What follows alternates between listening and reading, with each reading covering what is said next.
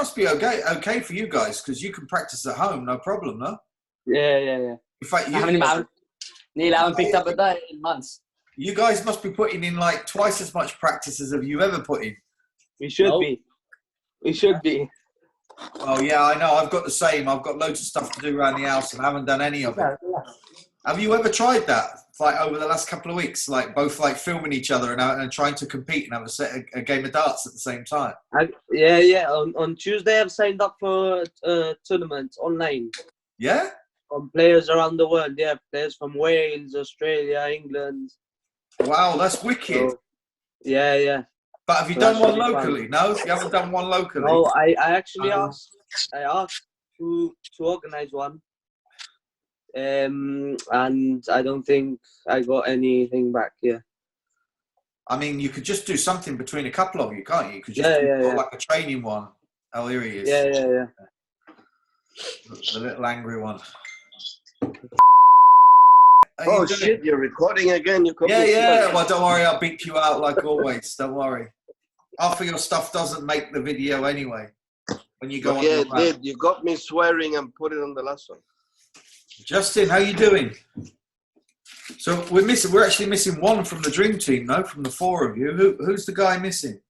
You would. We're missing Jerome. Jerome, that's it. Jerome. Wow. You guys are all more or less the same age, no?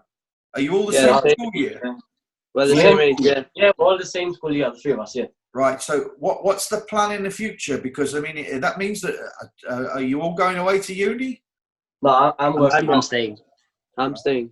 Because, so Craig, what will happen with you? You're going to try and carry on the darts, or is... This year I'm not going to uni, I'm staying and probably look for a job and carry on with the football, and then darts here, and hopefully travel to England to development tours and that. But I've stayed here is to work, because I don't really want to go to uni.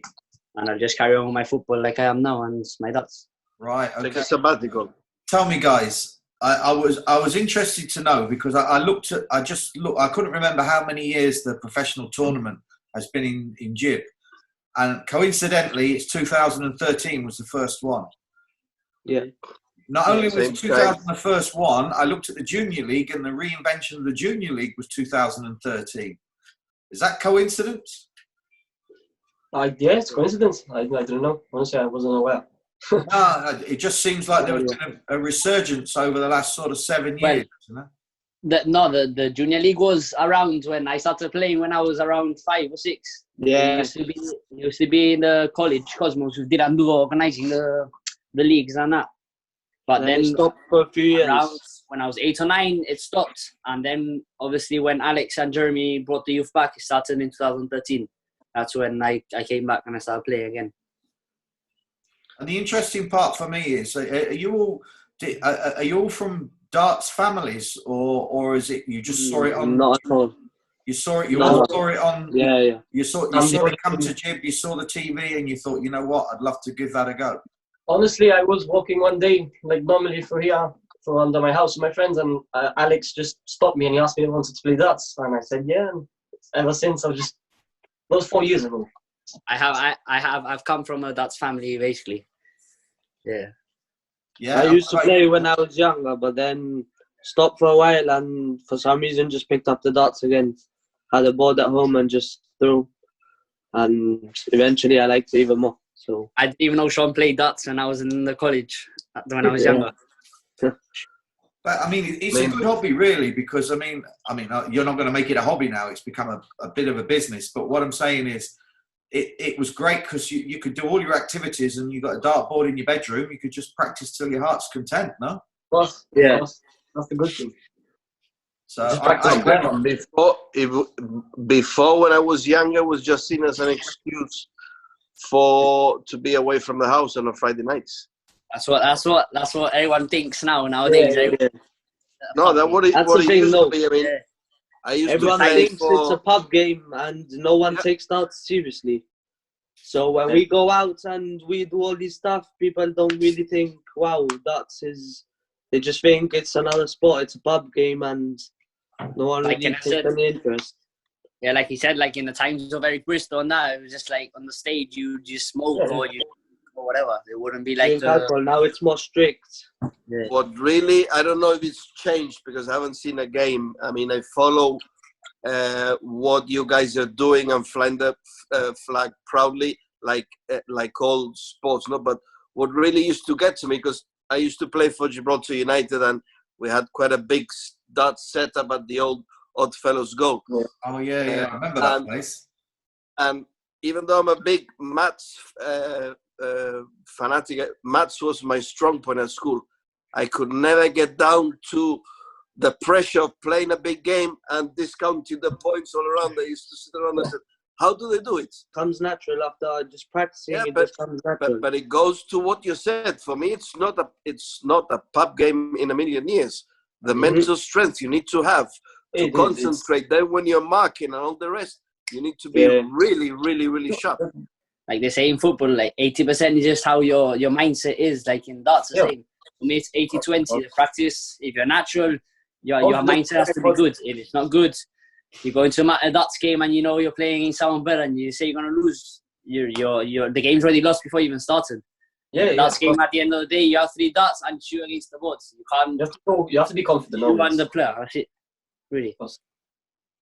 Yeah, I used to love some of those old venues. The thing is, I said to you on the group, I used to play pool, and like pool and darts used to be sort of like, I wouldn't say rivals, but obviously ours was on a Thursday night, yours was on a Friday night. Same thing now. And you could play both, but both sports were looked at as if they were pub games. But the thing is, in the 70s, I remember when I was a kid, maybe your age, even younger, you know, everybody was sitting there with their pints and their fags, smoking and drinking. Exactly the same in pool, snooker, and darts. But I remember in the pool in '95 we started to take it really seriously. We started to go to champions. Changed massively over the years, and people don't. And you're right, people don't seem to appreciate. I think they're appreciating it a little more now because you guys are getting a lot of spotlight, and rightly so. Definitely, I think it's somehow getting to the recognition we deserve to get, and the people of darts deserve to get, because we've done some things which are really hard and we are really proud of, but just some people appreciate it more than others, I guess. Yeah, I mean, I just looked at the league because I'll be honest with you, I don't really know the teams because I know some of the players, don't know the teams they come from. But St. Teresa's, I mean, obviously pool and darts cross over, so the Oddfellows Club, like you mentioned, and St. Teresa's, I mean, they're quite historic venues for those type of teams, no? Yeah, that's our venue. That's where the 3 of us play. We play for that team. It has a lot of history behind it with darts, football. So yeah. I mean, I live up the south, so I've got Dylan's place just around the corner from mine. Yeah, the college. Is that your great rival then? Yeah, in the league, In the league, it's them, yeah. So, did you guys all start in the same team, or have you sort of like come together over the years? Yeah, I started playing darts first, and then we joined in 2015. Once we joined, me and Justin joined the Division 2 team. Once Alex found us, halfway through that season, we reunited the whole youth in one team. Yeah. So I basically started with Alex, Jeremy, Aoife and Jerome back in a few years ago, I think it was, in Monscalpe. We used to be called Monscalpe. We used to play out there, obviously. And Justin and Sean just came into darts, like you said. And that year we won the league, the first division, Jeremy, Alex. And then the year after we signed Sean and Justin. And ever since then we've been champions, I think, in the league with the youngest team. Mm-hmm. Yeah. Well, the first year I joined Monscalpe B, the 2nd division. But halfway through the season I left to Lincoln. Remember, the 1st division? Yeah. And I stayed with them for a year. And then I went to Monscalpe for 2 years. And then basically Lincoln and Monscalpe, we joined one team. And now we're Santa Teresa. Yeah, now we're just... That's what it used to be. It used to be a revenue stream for the football clubs. Because of the income they used to bring into the club on the opens and stuff like that. But you guys have shown, like everything in Gibraltar, that the Gibraltarian is made of that. That's why we believe that more has to be done in a way for football. They've given you guys the tools, and look at you. You've been bringing home medals at the world stage. Amanda Carreras in tennis, it's in the Gibraltarian DNA, because we had to survive for so long with a closed frontier. I think it built something special into us. And you're given the tools, and you guys are the perfect example. At that level, if they're given the opportunity, 100% they will make Gibraltar proud. It's like Ken have said now, like we've been given the tools. I say, me, Sean, Justin, Jerome, Ethan Smith, for the last 4 years, we'd say that we've been to, for example, European Cups. The first 2 years, we used to go there and we used to look at Netherlands and how big they are, how good they are. But these last 2 or 3 years, we've gone and they've respected us as a nation. And they get drawn against Gibraltar and they're off. They're going to be hard. First 2 years we used to be a joke of we used to go there, enjoy it, just see all the best players, all the best youth players in the world. And once we broke the ice, we just got there and we were respected as a nation, and that was really, really good for us. I mean, we got there for the first year and we beat the year before champion, didn't we? Ireland, yeah. We beat Ireland. Exactly, we took them out to go into the quarterfinals, if I'm not wrong, or semi-finals. I think that was the match that we broke the ice, and yeah, we did, yeah. That's why I think like us, like even though we're still young, like we've basically put the youth of darts in Gibraltar. We put Gibraltar on the map of darts. Basically. And hopefully there's still some young lads behind you ready to carry on. 100%. Yeah. This year there's been a lot. This year has been very positive. We had a lot of youth members, a lot of new, and they really look like they're interested. Most of them really like darts, and I think that if they are given the opportunity like we were, they will make Gibraltar proud. No doubt they'll get the opportunity. It would be crazy. It would be crazy to sort of let it drop now. You guys are like the old men of youth darts now, you know. Yeah, that's what they look up to you. They look up to you. Yeah, now it's around for the past few weeks. When it started, I was going to help, and I could tell that most of them look up to us. Yeah, and they want to do what we've done, and it feels really good, to be honest, because I feel proud of myself and my team for what we've done. Awesome. Yeah, like Neil said, like now when we go, there's around 40 youths now, and when we go, like they look up to us, even though we're 18. But like it's inspiration, like seeing us, what we've done, and I just hope they can follow what we've been doing the last few years, or even get better. When we talk about youth, are you guys? When do you guys become seniors? Is that it now? Or are you? We already became seniors. That's it. We're seniors already. We're not you're seniors. This is 2020 was the year that we moved on to the senior. Right. Okay. Our JDC in Gibraltar was the last youth event for us. Our last youth event for us, yeah. So you guys are. I mean, obviously you're accustomed in the league to playing all the senior players anyway, really, aren't you? Yeah, we're used to rankings as well. It's only the senior players. Dylan and Dyson, do they put in a lot of hard work as well? I mean, they must have been role models for you guys as well, no? When you were starting off? We would always look up to them. And we would also ask them for advice, and they would give us advice. They both really helped us a lot. Yeah. People like George, Federico, Taylor, these guys all those, they've always helped us. They're still around. And George has been playing for years. I remember him playing when I used to play pool, and that's a long, long time ago. Yeah.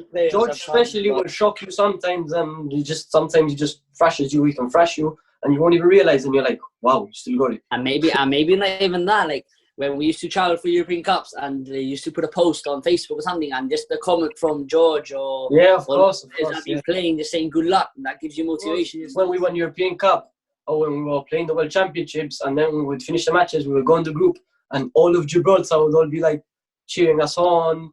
The Dyson, Dylan sending us messages telling us that they're watching, that they're proud of us, and that really helped us a lot. I think what gave us more confidence was going into every Friday really excited to play our league matches. Yeah. And once we would win a match, we would play really, really well, and everyone would be, wow, you played really well, and you just don't expect how well you played. And it's an amazing feeling. A lot of confidence, yeah. That gave a lot of confidence. Those Fridays gave a lot of confidence. I remember in the pool many years ago, the problem was because it was a pub game, or people thought of it as a pub game, it was very difficult to get the youth into the bars, you know, because I take it all of that's changed, no? Well, the first year that we started playing darts, me and Sean, I think we still there was one club that didn't let us in.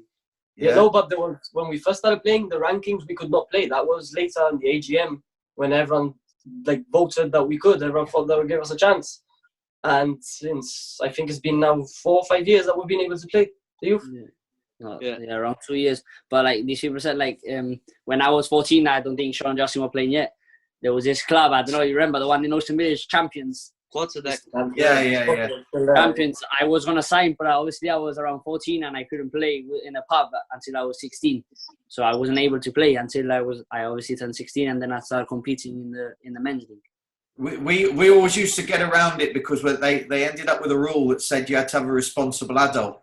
So yeah, they did the same with us. They did the same. So basically, one of us tried to stay responsible.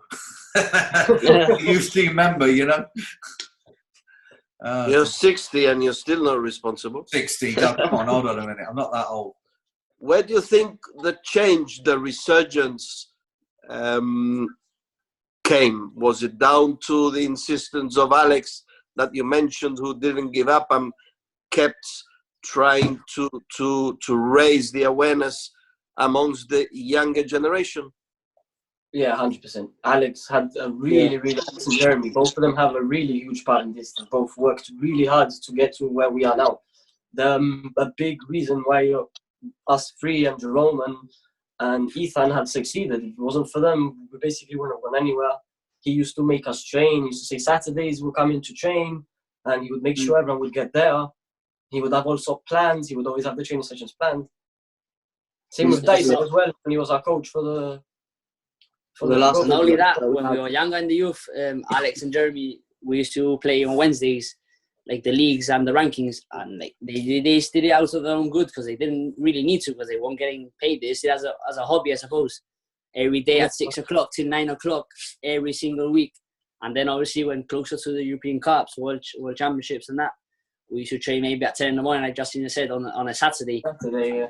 Like, you don't need to get up just to train us, but obviously they like you and they travel with us everywhere. And not only that, I think the parents as well, they've done a lot for us in the darts. Parents have done a huge part. I think that the last year of last July was our last year in the European Cup, and Alex and Jeremy couldn't make it to the European Cup.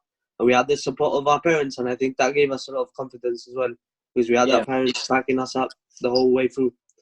And it was special because it was our last year and we had got a medal. So it was really, really good. Yeah. Yeah, I was going to say that. You're lucky you got some good parents as well, because that helps, doesn't it? You know? Yeah, it's crucial. The backing is crucial.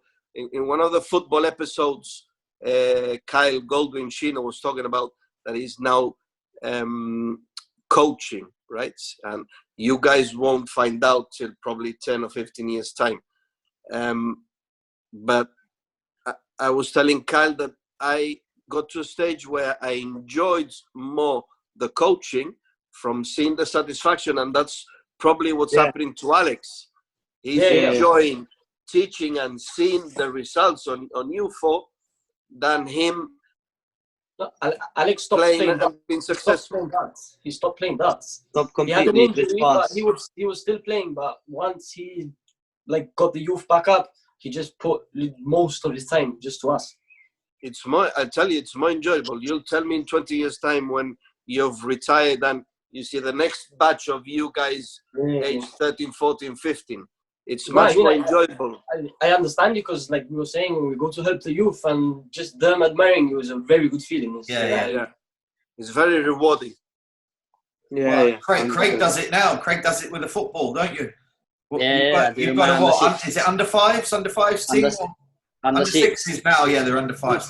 This gives me flashbacks from when I was younger and I just used to run around everywhere just playing football. Under 6 is tough. I started with under 10. I've had them for 3 years. I had them since under 4.